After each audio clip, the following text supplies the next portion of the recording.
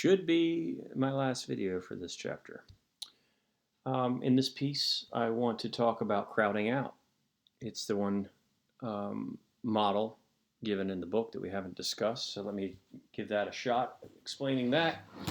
Here's our basic model before anything has happened, and I asked everybody to kind of review crowding out before we started, and I talked about what it meant when we got going as well.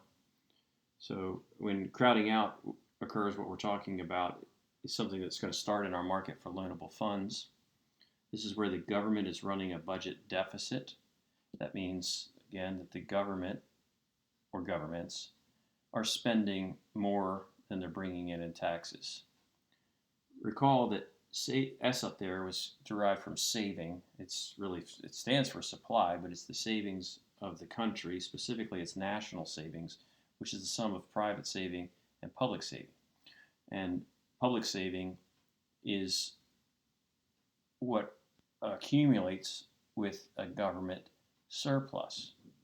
But if there's no surplus, or if the government goes deeper into deficit, that is a reduction in private saving, and therefore a reduction in national saving, therefore a reduction in supply.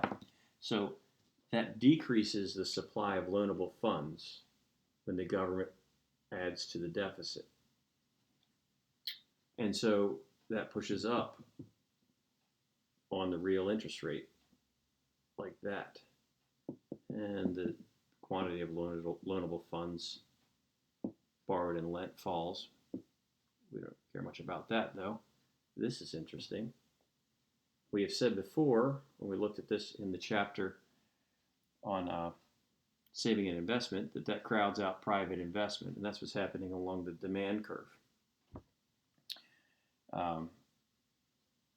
At higher interest rates, firms are less willing and able to borrow than they were at lower interest rates, so the quantity that they will borrow falls.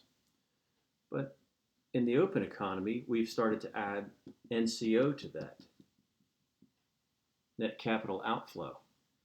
So demand was derived not just from investment here, but from investment and net capital outflow. Well, at higher interest rates, what that means is foreigners' willingness to invest here is increased, and Americans' willingness to invest abroad is decreased. And so our net capital outflow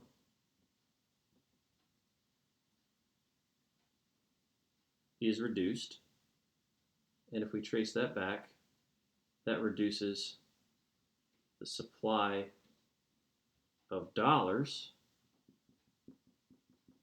to the foreign exchange market. And look what it does over here. It pushes up on the real exchange rate.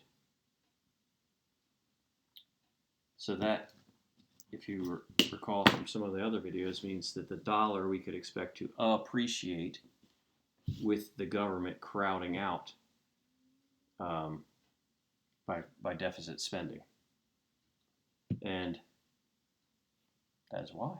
So that's all I have to say about that. Well, I can say one other thing. If the government reduced the deficit, we would be doing everything the other way. So that's all I have to say about that.